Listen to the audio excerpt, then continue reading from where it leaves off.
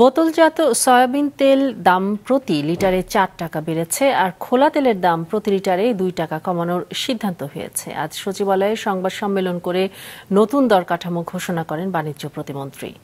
নতুন সিদ্ধান্ত অনুসারে প্রতি লিটার বোতলজাত তেলের দাম 163 টাকা থেকে বাড়িয়ে 167 নির্ধারণ করা হয়েছে আর 5 লিটার বোতলজাত তেল 800 টাকা থেকে বাড়িয়ে 818 টাকায় বিক্রি করা হবে।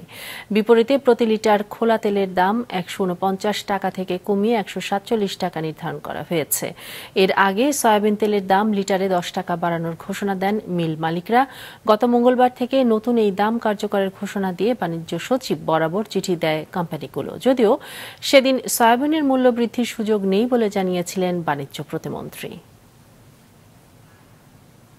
পেট বোতলে যেটার মধ্যে সিল করা থাকে সেইটা আমাদের নির্ধারিত ছিল 163 টাকা, সেইখান থেকে বৃদ্ধি করে 167 টাকায় নির্ধারণ করা হয়েছে। সুপার পাম অয়েল তেল প্রতি লিটার এটা আগে নির্ধারণ করা ছিল না, এবার আমরা নির্ধারণ করে দিচ্ছি সর্বোচ্চ খুচরা মূল্য 135 টাকা লিটার।